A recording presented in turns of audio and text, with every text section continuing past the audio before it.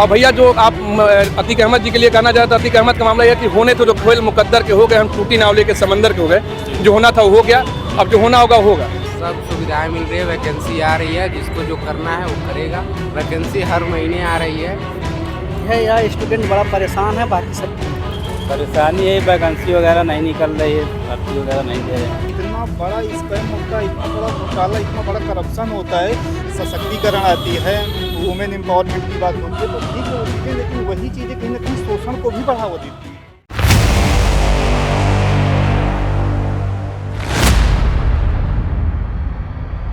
नमस्कार, मैं दीपक श्रीवास्तव नारी टीवी के विमर्श मंच में आप सभी का स्वागत करता हूं। इस समय हम लोग प्रयागराज में हैं और मौसम बहुत ही ज़्यादा सुहावना है। बारिश लगातार यहां पर हो रही है, शाम का वक्त है, लेकिन जनता के बीच क्या सरगर्मी है इसको देखने हम लोग आए हैं। आज का बहुत विशेष दिन था। यूपी के मुख्यमंत्री योगी आदित्यनाथ ने गरीबों के लिए बहुत ही एक अच्छा कदम उठाया था। जो फ्लैट है जिस पर अतीक अहमद ने कब्जा कर रखा था, आज उसकी जो चाबी है वो आम जनता के बीच सौंपी गई है। इसको लेकर आम जनता में क्या प्रतिक्रिया है, इसके बारे में आज हम जानने की कोशिश करेंगे और जो अभी तक उनके पिछले काम रहे हैं इसके बारे में क्या लोगों की राय है, इसके हम जानने की कोशिश करेंगे। हमारे साथ कुछ लोग मौजूद भी हैं यहाँ पर। क्या शुभ नाम है भैया आपका? अजय विक्रम नाम है इनका। लक्ष्मी नारायण शुक्ला मेरा नाम है, बताएं।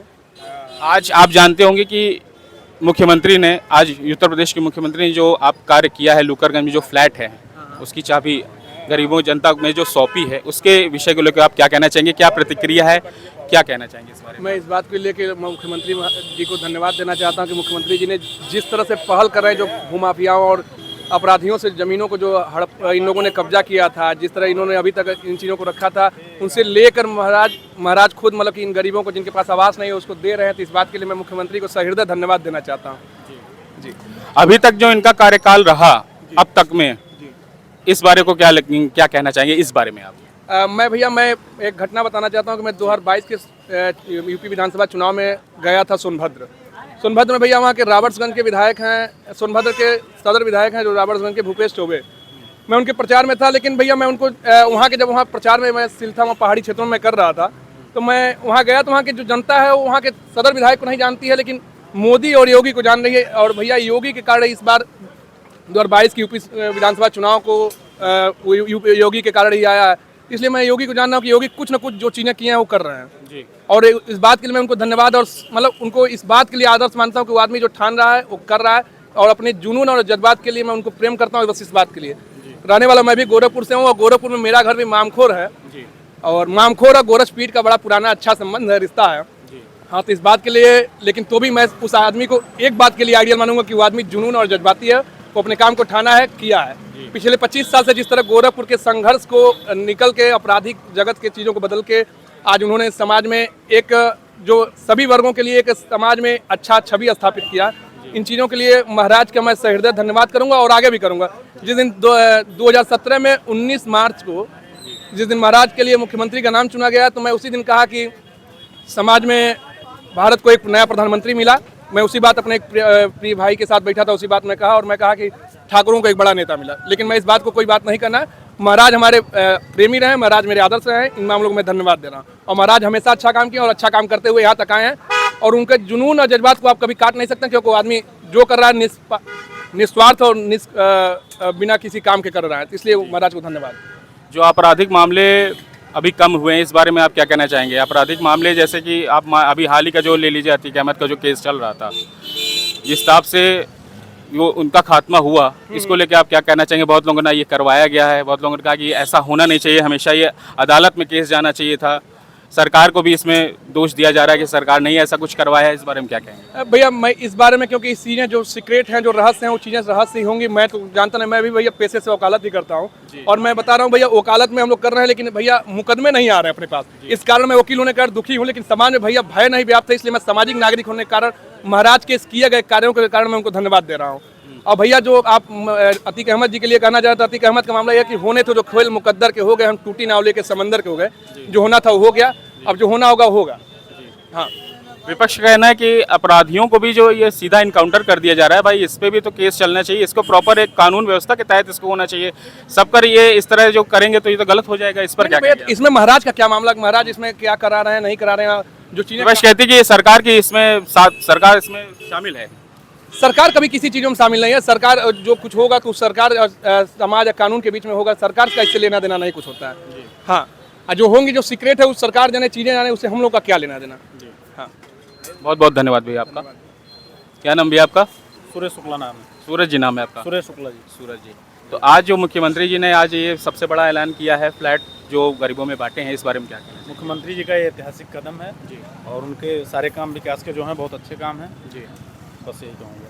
अब तक की जो काम हुआ है सरकार का प्रदेश क्षेत्र में, इस बारे में क्या कहेंगे? बहुत ही अच्छा कार्य हुआ। कुछ राय देनी चाहेंगे इस विषय में आप? नहीं कोई राय। बहुत बहुत वैकेंसियों धन्यवाद। पर ध्यान देना है बाबा जी को, बस केवल वैकेंसियों पर ध्यान देते हैं, सारे काम नहीं वो नहीं सब कुछ, वो जो सही वो कह रहे हैं वो सही कह रहे हैं। आइए इधर आते हैं, थोड़ा हम लोग और लोगों से भी चर्चा करते हैं इस विषय पर। क्या नाम है भैया आपका? मेरा नाम जावेद है। जावेद जी, आज जो मुख्यमंत्री आए थे उन्होंने जो फ्लैट गरीबों में बांटा है, चाबियां दी हैं, इस बारे में क्या कहेंगे आप? भाई मुझे तो नॉलेज नहीं, लेकिन अच्छा है, जी, अच्छा किया है। धन्यवाद आपका। क्या नाम भैया आपका? किशन जी, आज ये जो मुख्यमंत्री आए थे लुकागंज में जो फ्लैट का उन्होंने वितरण किया है, चाबियां बांटी हैं, इस बारे में क्या कहेंगे आप? पता ही नहीं हमको इस बारे में बिल्कुल। प्रदेश सरकार को लेके आप क्या कहना चाहेंगे? आप क्या करते हैं वैसे? विद्यार्थी हैं? हाँ, विद्यार्थी। अच्छा, तो इस विषय में लेके क्या कहना चाहेंगे? शिक्षा के क्षेत्र में क्या कहना चाहेंगे आप लोग को? कुछ विकास हुआ, कुछ सुविधाएं मिली आपको? सब सुविधाएं मिल रही है, वैकेंसी आ रही है, जिसको जो करना है वो करेगा जी वैकेंसी हर महीने आ रही है, जी। जो है जिसमें दम है निकालने का निकाल रहा है, तो वैकेंसी। प्रदेश सरकार के जो नियम चल रहे हैं इससे खुश हैं आप? हाँ, खुश, शिक्षा के क्षेत्र में और अन्य क्षेत्रों को लेकर? सब ठीक। ठीक। सुनील यादव। सुनील जी, आज मुख्यमंत्री आए थे योगी आदित्यनाथ, उन्होंने जो फ्लैट है उसका वितरण किया, उसकी चाबियों का वितरण किया गरीबों में, इस विषय को लेकर क्या कहना चाहेंगे? कैसा कदम रहा है? बहुत बढ़िया कदम था भाई जी। बहुत अच्छा कदम था उनका। अभी तक जो इनका कार्यकाल रहा है प्रदेश में, उसको लेकर क्या कहना चाहेंगे? यह स्टूडेंट बड़ा परेशान है, बाकी सब ठीक है। क्या नाम भैया आपका? जितेंद्र यादव नाम। जितेंद्र जी, आप बताइए, जो भैया कह रहे हैं कि स्टूडेंट को लेकर बड़ी परेशानी चल रही है, आप इस विषय पे थोड़ा प्रकाश डालिए। परेशानी यही वैकेंसी वगैरह नहीं निकल रही है, भर्ती वगैरह नहीं दे रहे हैं। जी। अभी पुलिस की भर्ती आने वाली थी, पता नहीं अब तक कोई आई, नोटिफिकेशन आया काफ़ी दिन, अभी कुछ नहीं हुआ है। जी। और भी भर्ती अभी कहाँ कुछ हो रहा है। तो सरकार को क्या करना चाहिए इस चीज़ों को लेकर? कहाँ पीछे हट रही, कहाँ कमी आ रही है जो ऐसा नहीं हो पा रहा है? अरे कमी क्या, सरकार अब करना चाहिए, पता नहीं क्यों नहीं कर रही है। अच्छा, अन्य क्षेत्रों में जैसे माफियागिरी खत्म हो रही है धीरे धीरे, इसको लेकर क्या कहना चाहिए? आपको लगता है कि ऐसा हो रहा है कि नहीं हो रहा है? नहीं, खत्म हो रही कि नहीं ये अपराध तो के मामले? नहीं हो रहा, ये तो सही है। अब हो रहा है जो माफियागिरी। अब तक प्रदेश के मुख्यमंत्री ने जो काम किया है प्रदेश को लेकर, उस पर क्या कहना चाहेंगे आप? काम तो और बहुत अच्छे काम किए हैं, रोड सड़क हर चीज़, माफियागिरी खत्म हो जा रही है। जी और जो ज़्यादा उड़ रहा है घरों गिर जा रहा है, जान ही रहे हैं। जी। अब खत्म है ये सब खेला, अच्छे अच्छे माफिया ढेर हो गए। हाँ। अच्छा, तो क्या होना चाहिए कि आप जो जैसे रोजगार को लेकर आप क्या संदेश देना चाहेंगे सरकार तक? थोड़ा ये है कि स्टूडेंट का ध्यान दें, जी। वैकेंसी वगैरह निकालें, बेरोजगारी तो थोड़ा सा है ख़त्म हो, और सब सही है। कोई दिक्कत क्या आपको ऐसा भी लगता है क्या कि जो सरकार है वो धर्म को लेकर भी राजनीति करती है, इस वजह से ऐसा नहीं हो पा रहा है, रोजगार को लेकर ध्यान नहीं दे पा रही है? नहीं, ऐसा कुछ नहीं है, धर्म को लेकर कोई कुछ नहीं है। बहुत बहुत धन्यवाद भैया। क्या शुभ नाम है सर आपका? आशीष सिंह। आशीष जी, हमें ये बताइए कि आज जो योगी जी ने किया है फ्लैट की चाबियां वितरित की है गरीबों को, इस बारे में क्या कहना चाहेंगे आप? इस चीज़ बहुत को अच्छा लेकर? कदम है जी। बहुत बढ़िया कदम है। सरकार जिस हिसाब से काम कर रही है, जो अभी तक का जितना भी एक राजनीतिक मतलब कि एक कह सकते हैं एक रूढ़िवादी वाली जो चीज़ें थी, जी। तो काफ़ी एक लिबरल वाली सोच, एक मतलब सभी वर्गों का एक मतलब सहयोग और सबका विकास सबका साथ जैसा उन्होंने कहा, तो अभी तो फिलहाल दिख रहा है और इसको मजबूत करने की, सुधार करने की लगातार ज़रूरत है। जहाँ तक हम समझते हैं कोई बुराई ना आने पाए, क्योंकि बुराइयां आने लगती हैं। जैसे आप देखेंगे कुछ रिश्वतखोरी या कहीं ना कहीं इनडायरेक्टली कुछ ना कुछ, तो ऐसी कोई हरकतें कोई चीज़ें ना आए, जो भी हो निष्पक्षता पूर्वक सही तरीके से गरीबों को, कमज़ोरों को, और कहीं ना कहीं जो एक मध्यम वर्ग के लोग हैं उनके लिए भी कहीं ना कहीं जो ज़रूरत वाली चीज़ें हैं उनके लिए भी सुधार की कोशिश होनी चाहिए। हालांकि सरकार इस दिशा में भी ध्यान दे रही है बराबर भी, तो काफ़ी अच्छा कदम है, सराहनीय कदम है। बशर्ते इसको बस कंटिन्यू बनाए रखें। जैसे ये भाई साहब ने अभी कहा भैया कि स्टूडेंट्स पे अभी ज्यादा इतना ध्यान नहीं जा रहा है सबसे शिक्षा बड़ी क्षेत्र और रोजगार के नहीं, क्षेत्र नहीं, में। बहुत अच्छी बात इन्होंने कही। जी। सबसे बड़ी बात यही है, जैसे कि अभी ये जो बात बनाए हैं, मतलब कि जैसे संपत्ति का करना, एक अधिनियम अभी लाए हैं करप्शन, मतलब यही प्रतियोगी परीक्षाओं में करप्शन को लेकर के अवैध तरीके, जैसे कोई नकल माफिया या किसी के खिलाफ, लेकिन वो अभी पूर्ण नहीं है। उसको बहुत ज़्यादा सख्त बनाने की ज़रूरत है। इतना बड़ा स्कैम होता है, इतना बड़ा घोटाला, इतना बड़ा करप्शन होता है, कोई कितना पैसा दे के, समय दे के, किस तरह से नौकरी, मतलब एग्जाम अभी लेखपाल का आया था, जैसे रितु सिंह वाला मामला है, और इस पर जो है कोई स्पष्ट ना तो उन्हें निकाला गया ना कुछ किया गया, तो बहुत सख्ती से निपटने वाली चीज़ है। युवा सबसे बड़ी परेशानी जो ये कुछ भी नहीं कर पा रहे हैं एजुकेशन को लेकर के है, और एक बहुत बड़ी समस्या है समाज में। यहाँ तक कि राष्ट्रपति तक भी और कई इससे पहले सरकारें भी थी, और बहुत ज़्यादा इस मामले में आंदोलन चले, चाहे मुटुकनाथ वाला केस विश्वविद्यालय संबंधित है, हम इलाहाबाद यूनिवर्सिटी से हैं चूँकि, और ये जो पीएचडी वगैरह होता है, इसमें प्रोफेसर जो है लड़कियों को अपनी रखैल बना के रखते हैं जहाँ कहीं बस चलता है। हालांकि इसमें समस्या भी है कि भाई लोग वो करें तो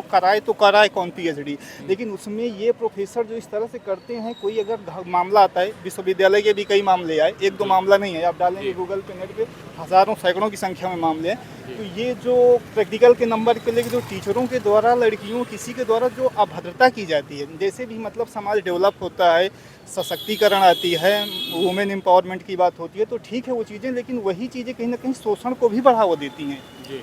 एक नैतिक पतन जो हो रहा है, इस ओर भी ध्यान देना चाहिए। चाहे टेलीविज़न हो, चाहे जो हो, ओपन माइंडेड के तौर पे, फैशन के तौर पे, किसी भी तौर पे, चाहे ब्रिटेन हो, यूरोप हो, कहीं भी आप हिस्ट्री उठा के देखेंगे तो जब भी कहीं नैतिक पतन हुआ है भारत के वस्त्रों के द्वारा विदेशों में, तो उन देशों ने भी प्रतिबंध लगाया था। इटली के रोम में जब यहाँ का काफ़ी ज़्यादा सिल्क निर्यात होता था, कपड़े निर्यात होते, तो वहाँ बात चलती थी।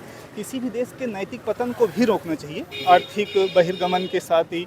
तो इस ओर भी ध्यान देना चाहिए कि हम नैतिक पतन की ओर ज़्यादा ना जाएं। लिव इन रिलेशन का जैसे चलन बढ़ता जा रहा है, कोर्ट भी इस पर ज़्यादा कुछ कर नहीं पा रहा है, और सांसद में भी जैसे लोग एकदम अंधे होकर के बैठे हैं। खुद के बच्चों पे भी शोध करना चाहिए, जैसे पर होता, जैसे थर्नडाइक का काफ़ी शोध हैं, हर चीज़ों के कुछ शोधकर्ता होते हैं, अपने बच्चों पे शोध करते हैं।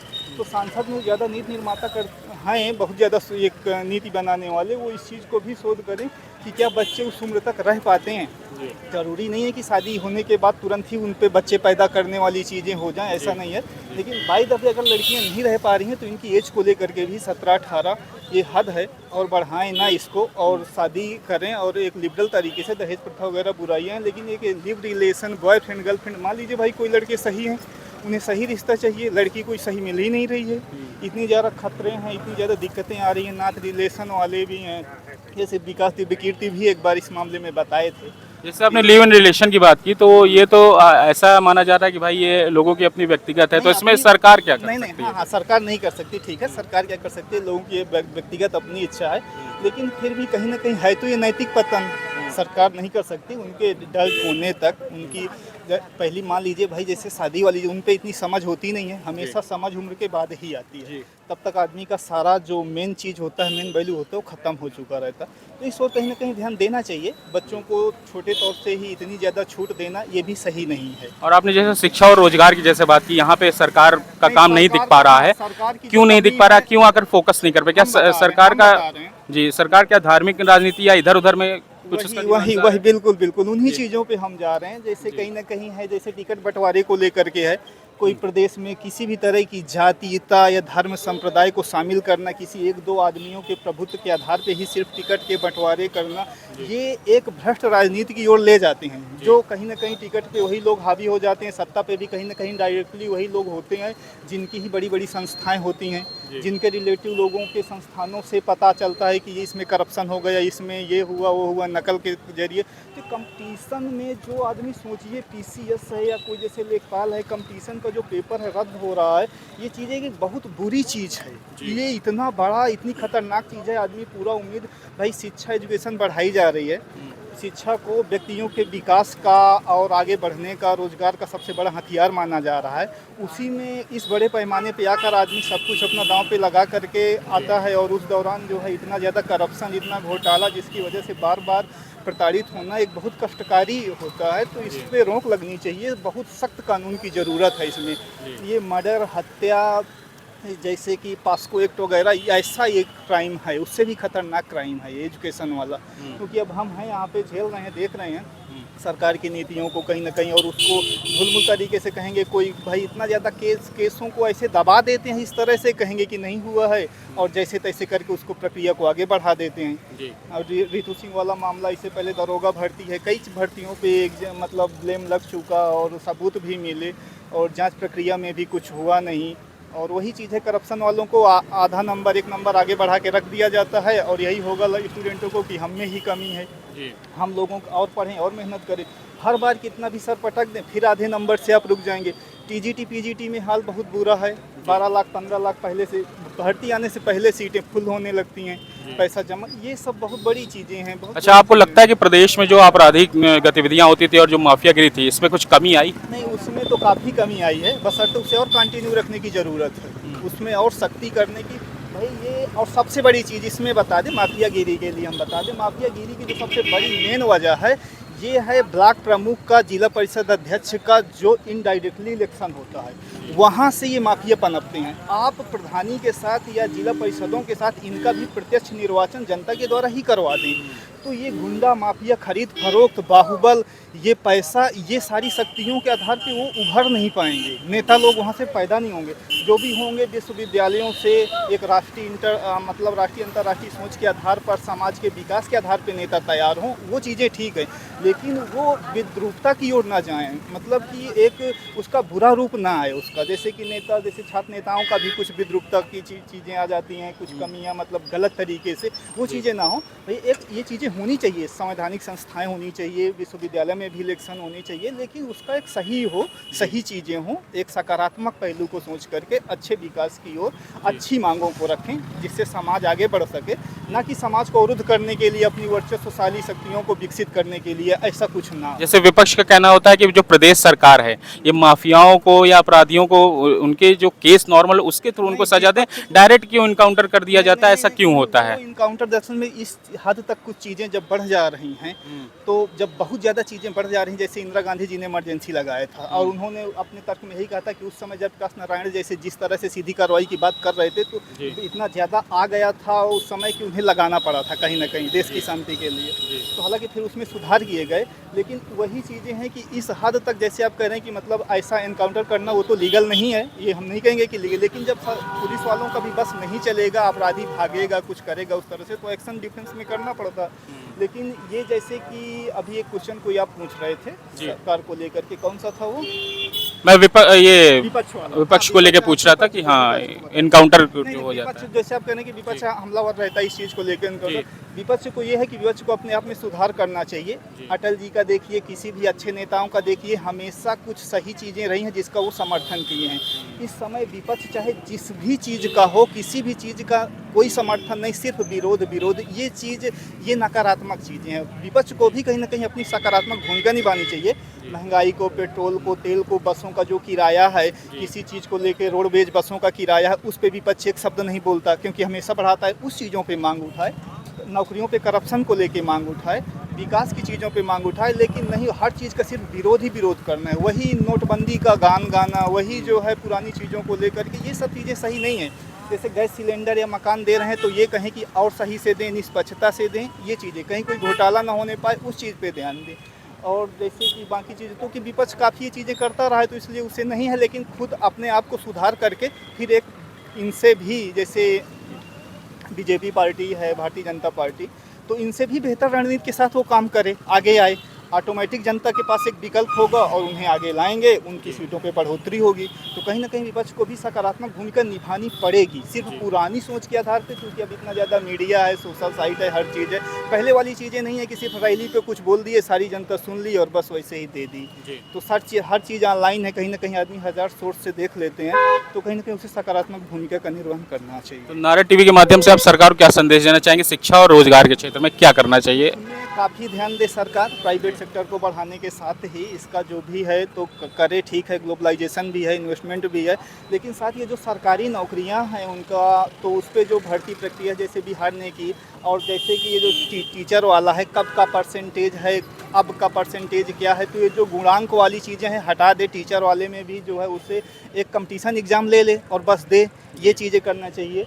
और रोज़गार में खास ध्यान दे, इसमें कोई करप्शन ना होने पाए, घोटाला ना होने पाए, इस पे कानून बनने चाहिए, सख्ती रखनी चाहिए। और ये टीचर उचर के लिए ग्रेजुएशन बाद कोई डीएम बन सकता है तो टीचर की कोई नॉर्मल ट्रेनिंग करवा दें। 5 लाख 10 लाख रुपया देना सरकार, सीधी सी बात है, सरकार या तो ऐसे लोगों के भुलावे में है जो वहाँ पे नेता मंत्री बन करके जिनके हज़ारों की संख्या में तादाद में संस्थाएं चल रही हैं। ये बीएड का इतनी महंगी डिग्रियाँ और अलग अलग डिग्रियाँ, ये सब चीज़ें सही नहीं हैं भाई। आप लास्ट में कंपटीशन ले ही रहे हैं तो बीटीसी निकालो, बीएड करो, अलग अलग ये चीज़ें काहे का इतनी ज़्यादा दुकानें खोल के रखे हुए हैं। बाजारीकरण, गरीब आदमी और गरीब होता जा रहा है, कोई ज़मीन बेच के, कोई कैसे मेहनत करके दे रहा है भाई। बीएड करो, बीटीसी करो, फिर पीएचडी करो, एमफिल करो, एमएड करो, इन सारी चीज़ों के लिए आप कंपटीशन जब एग्ज़ाम ले ही रहे हैं लास्ट में तो एक नॉर्मल, एक कॉमन मिनिमम, एक कोई क्वालिफिकेशन रखिए, साल 6 महीने का नॉर्मल, और उसके आधार पे एक अच्छे तरीके से सिर्फ कंपटीशन एग्ज़ाम लेके आप कर दीजिए। ग्रेजुएशन पीजी बहुत है, काफ़ी सफिशिएंट है। तो यही कहना चाहेंगे कि इस चीज़ में बहुत ज़्यादा ध्यान दें। ये इतना ज़्यादा बीटीसी, बीएड, पैसे का, समय का, आदमी की उम्र होती है, एज होती है शादी की, हर चीज़ की, तो इतना ज़्यादा ना हो कि 45 साल आदमी को डिग्री लेने पे, अलग अलग चीज़ों को पढ़ने पे और इतना डाइवर्जन हो जाता है कि आदमी खुद काफ़ी कंफ्यूज रहता है। तो इन चीज़ों पर एकरूपता लाने की ज़रूरत है और सरल बनाए, सहज बनाए, आसान बनाए और कंपटीशन के आधार पर फटाफट करे। जिसको जिस फील्ड में जाना है कंपटीशन निकाले, बस जाए और एग्ज़ाम लेते ही हैं तो ये गुणांक ख़त्म करे। और जो ये मतलब डिग्री वाली मान्यताएं हैं, बीएड, बीटीसी, ज़्यादा इसे 1 ही साल का करे, 6 साल का करे, पैसा फीस भी कम करे, 20-25 हज़ार में आदमी आसानी से कर ले, ऐसा करे ताकि संस्थाओं के जरिए इसका बाजारीकरण ना हो सके शिक्षा का, और इसमें एक नकारात्मक पक्ष ये शामिल ना हो, लोगों को परेशानी ना हो, तो एक अच्छे समाज का निर्माण हो सकेगा। बहुत बहुत धन्यवाद भैया आपका। तो इस तरह आज हमने जनता की राय जानी इस विषय को लेकर के। जो योगी, उत्तर प्रदेश के मुख्यमंत्री योगी आदित्यनाथ हैं, इन्होंने जो फ्लैट दिए गरीब जनता के बीच में जाकर उनको चाबियां दी, इसको लेकर प्रतिक्रिया बहुत ही सकारात्मक है। सरकार के, प्रदेश सरकार के काम को लेकर भी प्रतिक्रिया बहुत ही सकारात्मक है। लेकिन कुछ जगह है जहां पर सरकार की चूक हो रही है, खासतौर से शिक्षा विभाग में और रोजगार के विभाग में। इस जगह पर सरकार को ध्यान देने की बहुत ज़्यादा ज़रूरत है। अभी हम और लोगों से भी इस पर राय लेंगे। कैमरामैन पीयूष मिश्रा के साथ मैं दीपक श्रीवास्तव, नारी टीवी, प्रयागराज।